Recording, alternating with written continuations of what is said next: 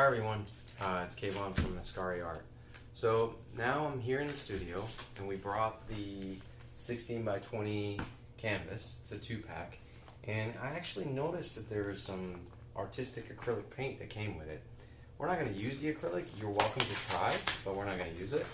So let's open up this kit right now and we're going to try to, I'm going to show you how to set it up. Alright, stop it. Alright, so that took me like 30 minutes to take that package apart. I think it was like theft proof or something, I don't know. So here's the paints that it came with. Like I said earlier, you can try to use it if you like, but we're going to use oil. So I'm going to throw that over there. So the reason why there's preparation for this canvas, if you're going to use resin, is because it's soft. Like you can see my fingers go through it. Like I can push it down, and resin is very heavy. It's like honey. So it's heavy, so what's going to happen is when you lay it flat, it's going to, like, all the resin's going to collect and it's going to come to the center, and all the edges will be bare, and you don't want that. So what I recommend is find a piece of cardboard. Here's a piece of cardboard that I just found from Costco. You can find cardboard anywhere. And we're going to take this cardboard and basically push it in between the stretcher. And what that's going to do is it's going to harden this back so that when you put it down flat, because it's going to have to be flat, and it's going to be more solid and more stable. So I'm going to cut this cardboard up, and then I'm going to show you how to slide it in between the stretcher, and then we'll go from there.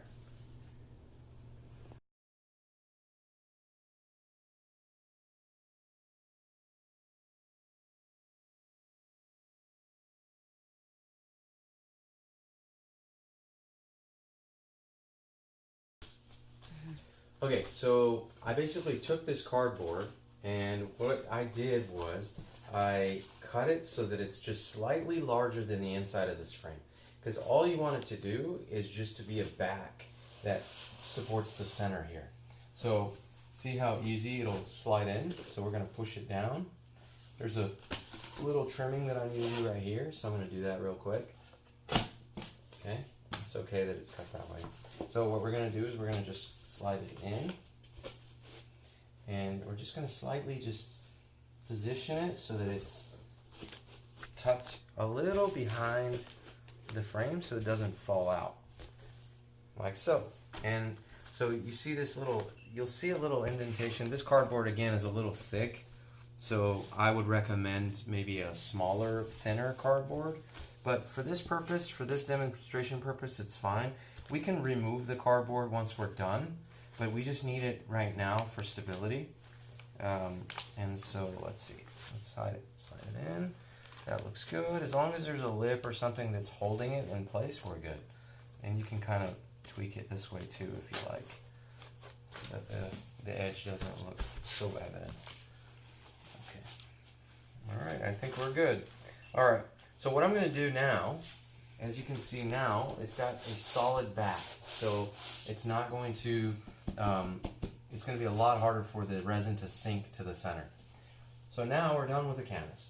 So we're going to put this aside. It's already white. It's already resined. Gessoed. So it's fine. But when you're doing this like on wood panel, which that's typically what I do, or carbon fiber, there's a lot of preparation behind that. So we're not going to do that. This is obviously for you to just start, so you learn, because there's a lot to the process when you're doing it. You're going to learn a lot by doing. So, okay, so we got the canvas done. So we're going to set that aside. And here's what you're going to need to get started. I basically buy these plastic cups. They're clear plastic cups, and you can get them from any local store. Walmart, Costco. Costco's probably the best place. And they're just little drink cups. They're right here, and they're plastic, hard plastic. And then the other thing you're going to need is, there's a lot of resin out there, and a lot of people that do resin, and they don't wear masks. And I have a video that talks about what you need for safety, and I truly recommend this. You don't want the resin, when you're applying heat to it to get the bubbles out, you don't want those fumes to go into your lungs and solidify. That's not good. So you always, always, always wear protection. I wear safety glasses, and I wear this 3M mask that you can get at Lowe's, and you change these filters out every month or every couple months, and you should be okay. You can get a 3-pack. But just to get started, if you're truly want to try this, it takes a little bit of investment. But this investment is the most important one, and the safety glasses. That's one thing. The other investment that you're going to need for safety is just latex or non-latex safety gloves. Like these are the rubber ones. You don't want resin on your hands. It's just very difficult to take off your hands. It's very sticky, and when it hardens, it's hard to take off your skin. You just don't know the effects. So I don't recommend just doing it barehanded. So always, always have these little latex rubber gloves or non-latex if you're allergic. The other thing that you're going to need is popsicle sticks.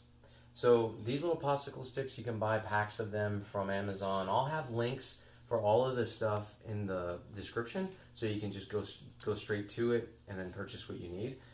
So these are just popsicle sticks. You need you can get these from Lowe's. They're free. They're just mixing.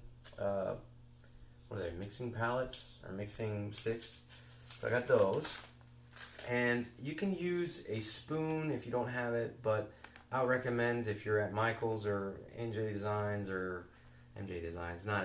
Michael's or any Walmart or anything, you could probably get a palette knife. This palette knife is used for mixing the oils, and I'll show you how you do that in the next video. And I mentioned this at Michael's. This is called Penetrol, or we call it Floetrol. This is what I was mentioning. I'll have a link to it to Lowe's or Home Depot or even Amazon. I'm not sure if you can get it from Amazon, but this is for oil-based paints, and what it does is it thins down your paint. You're gonna need this. It's I think $7 or $8 a container, but it'll last you for a long time. It's basically what you use in oil paints to get rid of brush strokes, and that helps with strokes when you're painting a house or painting a living room or something like that. It helps with brush strokes. But we use this for oil as well, especially for the resin. The other thing, again, I'll have the link of this material. This is called Pro Marine Supplies. It's a tabletop epoxy. This is the resin. It comes in part A and part B. I'll have a link. This is the smaller gallon. I typically, when I'm mixing and doing some major stuff, I have boxes and boxes of the larger gallons. But for this particular purpose, the 16 by 20, you aren't gonna. This is gonna probably last you about 3 or 4 16 by 20 paintings. You could probably get away with a little larger, like a 24 by 36, if you're doing 1 or 2 coats, possibly 1. So that's what you need this, and I'll have the link to this as well. That's what you're gonna need.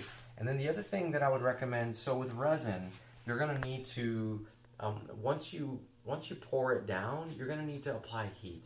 And the reason why you apply heat, it helps start the chemical process so that it starts hardening.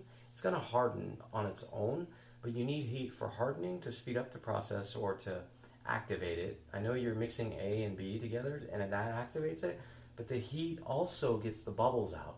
So when you're mixing this, when you mix part A and part B, I'm going to show you how to do that when we start laying all this stuff out and showing you the process of actual painting.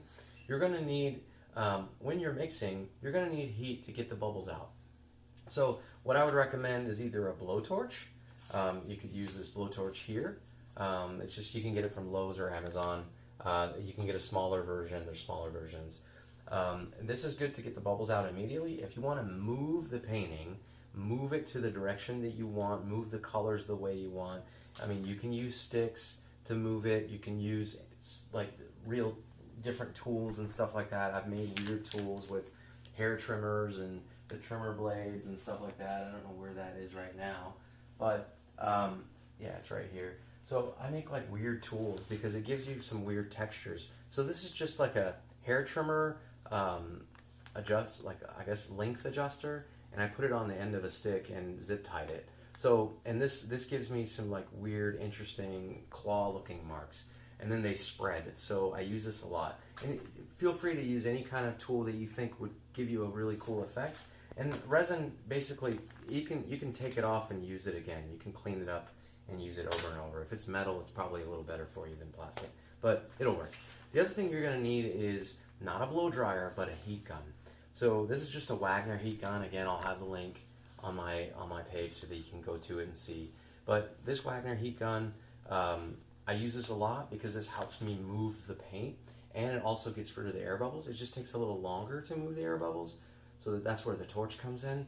But this helps you set it on high. You can set it on high and like move the colors around. So, and I'll show you how to use this too. And you know, the basic paints that we bought from Michael's. So I've got my own, the same, like these are just Grumbacher paints, but the colors that I told you. And I'll show you how to mix those up in the next video, and how to mix Floetrol and how much to add, and not to add too much and not to add too little. We'll go through all that and in the next video. So get your supplies, get ready, because next week we're going to do the video of the actual painting. Thank you again.